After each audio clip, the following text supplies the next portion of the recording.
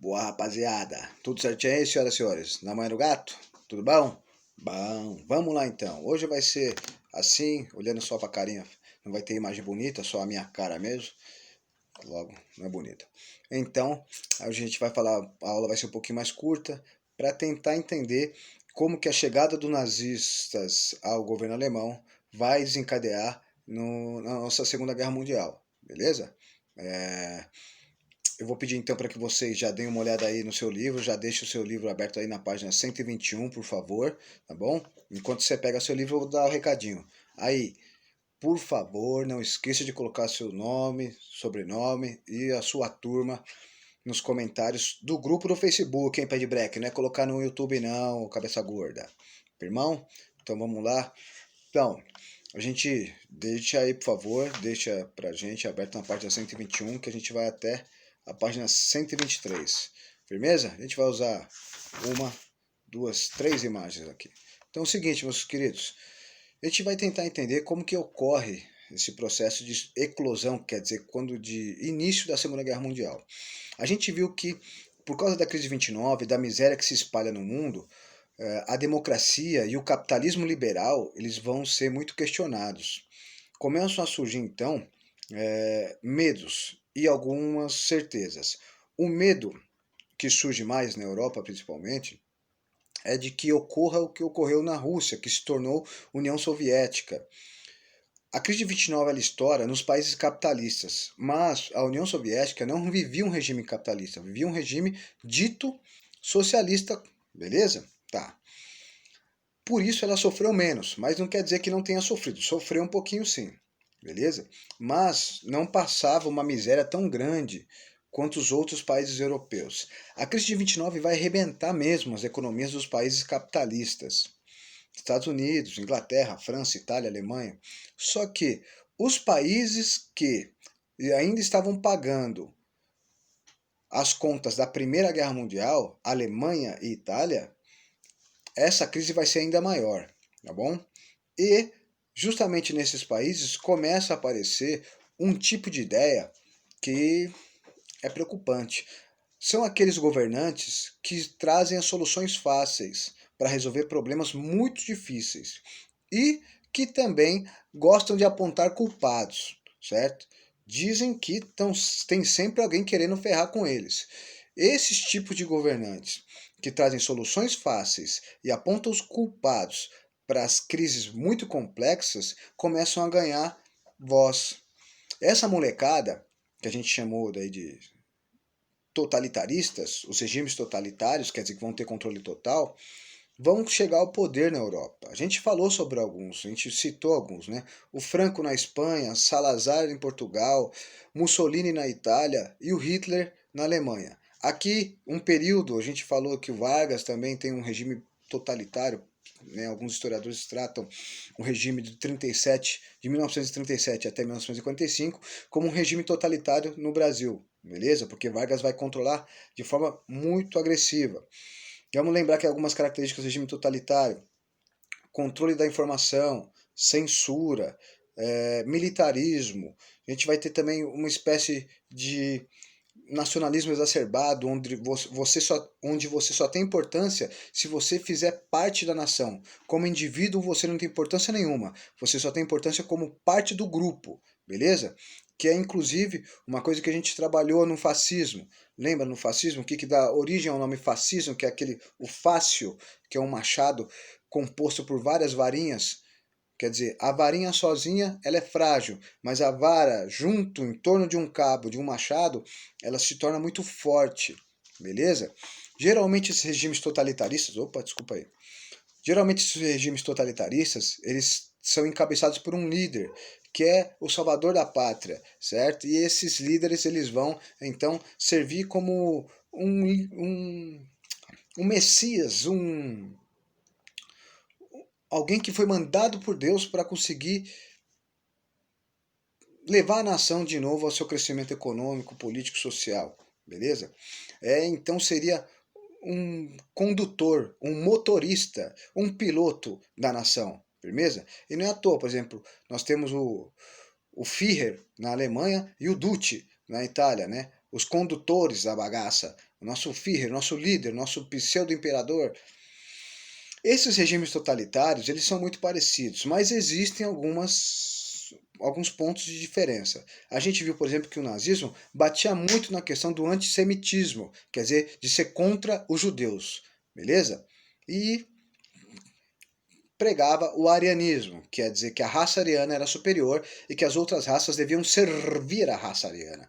Que fita, hein? Estourei. Bom, sabendo disso, a gente falou um pouquinho sobre Hitler, como ele chegou ao poder, e na hora que ele chega ao poder, ele começa a criar vários problemas para os grupos que não concordavam com ele, certo? A partir do momento que o Hitler chega ao poder na Alemanha, só havia a possibilidade de você fazer parte do Partido Nazista Alemão. E se você não fosse do Partido Nazista Alemão, você era um inimigo. Mesmo você não sendo contra, não sendo a favor, falar, só não quero ser nazista, irmão, pelo amor de Deus. Não tem essa. Ou era a favor, ou era contra. Firmão? Tá. Bom, Hitler começa então a pôr em prática algumas coisas que o nazismo pregava. Que o livro dele pregava, o Mein Kampf. No livro dele, ele fala sobre um conceito de espaço vital, quer dizer que a Alemanha, os arianos, precisavam de um espaço mínimo para poderem sobreviver bem. E eles, como eram superiores, tinham o direito de pegar esse espaço para eles. Então, começa uma política de expansão do Hitler, beleza? Ele começa a invadir alguns territórios. Mas antes disso, a gente não pode esquecer que havia também outros países que estavam fazendo uma política parecida. O Japão já fazia uma política parecida ali na Ásia, conquistou algumas terras da China. A Itália fazia isso também, conquistou algumas partes da África, que ela achava interessante, beleza? Tá bom. E esses três países começam a conversar, vamos dizer assim, começam a ter um contato, porque eram ideias bem parecidas, e começam inclusive a fazer acordos comerciais. Esses acordos comerciais entre Japão, Itália e Alemanha vão dar origem também a acordos militares, beleza? Não é à toa, por exemplo, que um pouco tempo depois é assinado um acordo entre Itália, Alemanha e Japão, um acordo chamado de eixo Roma, Berlim, Tóquio, então Roma, capital da Itália, Berlim, capital da Alemanha, e Tóquio, capital do Japão. Esse acordo, chamado de eixo Roma-Berlim-Tóquio, era uma forma desses países se fortalecerem e se comprometerem em um ajudar o outro, em todos os sentidos possíveis, beleza? Então, a Alemanha, o Japão e a Itália, elas vão ter o mesmo modo de operação, e aí elas vão já começam a se unir, beleza? A Alemanha do Hitler, ele começa a invadir alguns territórios que já não estavam mais na mão da Alemanha. Invade, por exemplo, uma área da França, invade, por exemplo, a área dos Sudetos, que é uma área muito importante em questão de minérios, ferro, carvão mineral. E isso começa a incomodar os outros países. Os outros países começam a ver que o Hitler está invadindo os territórios. Mas aí minha pergunta, pô, mas os caras não estavam quebrados? Como é que de repente eles começam a ter exército para conseguir invadir outros países e tomar o território dos outros? E aí que está a cena, que a gente conversou um pouquinho na aula passada. Como é que o Hitler consegue levantar a economia alemã em tão pouco tempo? É claro, ele vai tomar as indústrias para o Estado. Então, o governo agora vai controlar o setor industrial. E vamos lembrar, as indústrias a maioria delas estavam na mão dos judeus. Então, uma forma inteligente até, ele tira o que é dos judeus. E aí ele mata dois coelhos com uma cajadada só. Ele prejudica os judeus, ele vai tomar aquilo que é da classe que ele diz que quebrou a Alemanha, e ao mesmo tempo, quando ele pega essa riqueza para o Estado, ele vai conseguir organizar a economia. Claro, porque vai produzir de acordo com os interesses do país, de acordo com os interesses do partido nazista. E essas indústrias que são tomadas pelos estados começam a desenvolver o quê? Armas, começam a desenvolver setor de transporte, beleza? Então, a indústria produtora de arma na Alemanha, a partir desse momento, vai crescer demais, setor de transporte também. Há também uma pesquisa em desenvolvimento de armas, que é bem interessante, desenvolve bastante mesmo, beleza? Claro, é fácil desenvolver uma economia quando você cata as maiores riquezas de uma parte da população que tinha essa riqueza nas mãos. Beleza? Tudo bem? Acho que deu para entender isso um pouquinho, né? Tá. Além disso, claro, o Hitler ele vai mexer um monte de coisa, economia, ele vai tentar criar uma nova moeda, vai criar o banco controlado pelo governo alemão, vai centralizar todos os empréstimos, beleza. Mas ele não pega só indústria não, né? Ele não pega só comércio, ele não pega só grandes empresas, vai pegar muita obra de arte. Inclusive eu vou indicar um filme, Contrato Arriscado. Se quem tiver curiosidade, fala sobre essa questão, essa parte dos judeus terem que entregar os seus bens para não serem presos. Que ocorre isso? Há uma ameaça, fala, olha, o governo alemão vai ameaçar os judeus dizendo que vai prendê-los e que se os judeus entregassem os seus bens, inclusive obras de arte, quadros, esculturas, se os judeus entregassem os seus bens para o governo alemão, eles não seriam presos e teriam tempo para ir embora da Alemanha sem serem prejudicados. Sem ser prejudicados, né? Tomaram tudo dos caras, irmão. Bom, com isso então, Hitler começa a invadir vários territórios e aí os países europeus começam a falar, nossa, o cara tá invadindo geral, tá loucão? Beleza. Nós vamos ter então o Hitler começa a sua expansão territorial, beleza? Que é o que você vê aí, por exemplo, na página 121, quando você tem Hitler e o Mussolini e o Hirohito, que é o imperador japonês, dividindo aqui, ó, o planeta Terra, beleza? Se você olhar com um pouquinho de atenção, você vai ver que esses três personagens estão simulando uma divisão, beleza? Do território do planeta. Firmeza? Tudo bem? Na página 122, já deixa aí, por favor, na página 122 e 123. Na página 123, melhor, você tem uma imagem do Hitler deitado sobre um mapa europeu. E aí ele olhando como se estivesse escolhendo onde que ele vai invadir. Só que os países europeus, outros países europeus, começam a ficar mordidos. Só que, irmão, ninguém tinha bala, ninguém tinha força para entrar numas com a Alemanha nesse momento. A partir de 36, 37. Porque a Alemanha, além de ter desenvolvido uma indústria bélica, ela também tinha desenvolvido o seu exército. As pessoas entravam no exército. Havia um incentivo para que os meninos, os rapazes, entrassem no exército. As mulheres fizessem enfermagem para conseguir dar toda a assistência para os soldados que iam para a guerra. Então, dessa forma, o Hitler conseguiu fortalecer o seu exército bem, beleza? Mas vale lembrar, a custo de quem? Só desenvolveu para ele e para os outros. É justo isso? Bom, até que ele resolve invadir os Sudetos, né? Os países chamam ele para conversar numa reunião que a gente conhece, que está aí na página 122, como a Conferência de Munique. Nessa Conferência de Munique, os países europeus vão dar uma fechada no Hitler. Beleza? Falar, ô, você tá loucão? Vai invadir todo mundo? Ah, pode parar com isso. Só que nessa mesma reunião, Hitler percebe uma coisa. Ninguém tinha força para entrar numas com ele. Ninguém ia conseguir encarar, sair na mão com a Alemanha naquele momento. Ninguém ia conseguir encarar, ainda mais o eixo feito por Itália, Alemanha, Japão. O eixo chamado Roma, Berlim, Tóquio, nesse momento era o grupo, militarmente falando, mais forte do planeta. E o Hitler, beleza, vai, escuta lá o que os países estão falando, não vai mais invadir ninguém.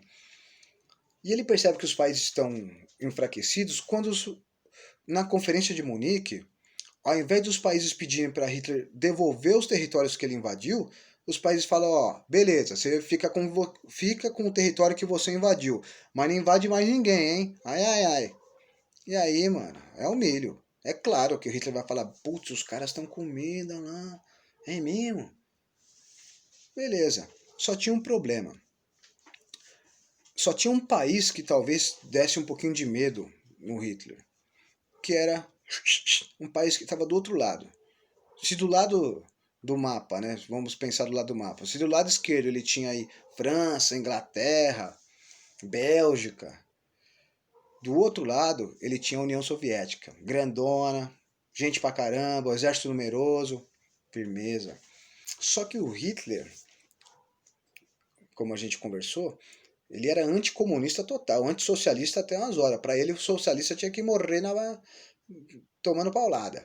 Beleza.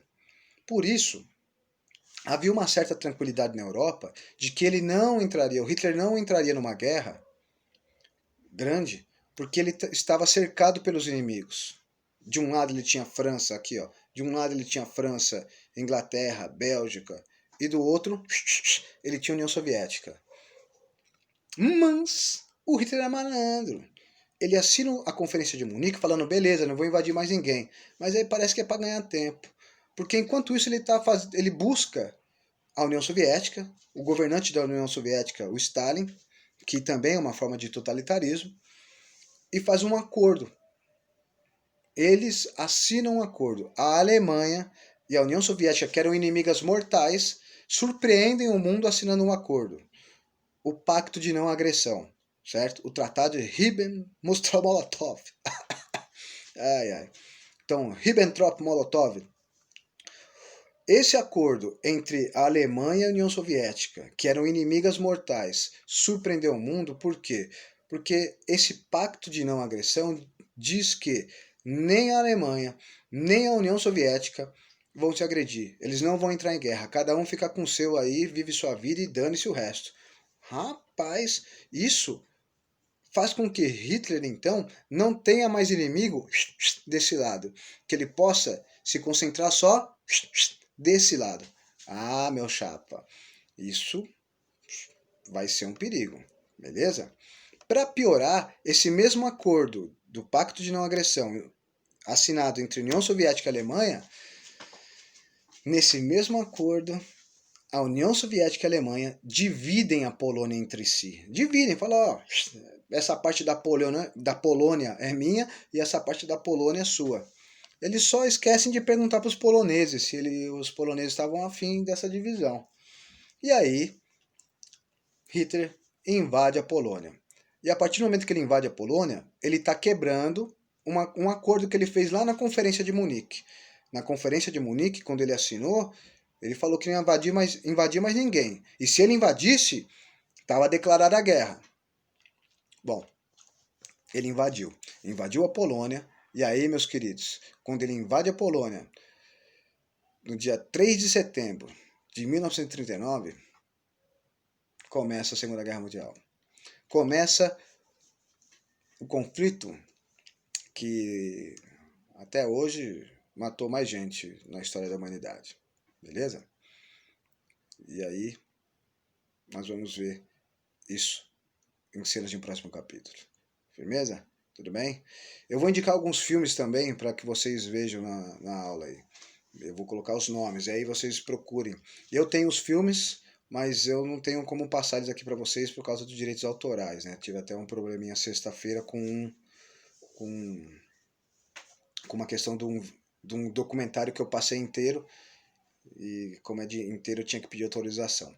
Eu tenho os filmes, eu passaria para vocês os filmes sobre essa parte, mas como a gente está nesse período complexo, vai ficar mais difícil. Eu vou indicar, vai ficar mais difícil.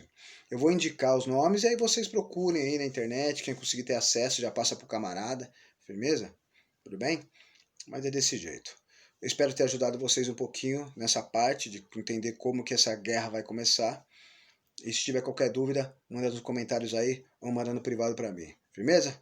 Senhoras e senhores, por enquanto, muito obrigado pela atenção e paciência. Me desculpa pelo proporcionado, vai leve na mão, guarda da Marília. Não saia de casa, não acabou ainda não, tiozão. Vacilhão, o bagulho tá comendo solto aí aqui no Vale do Paraíba. E se precisar sair, né, ir lá na pista de 10, mete uma mascarinha nessa carinha bonita aí. Firmeza? Senhoras, se cuida aí, hein? Até mais.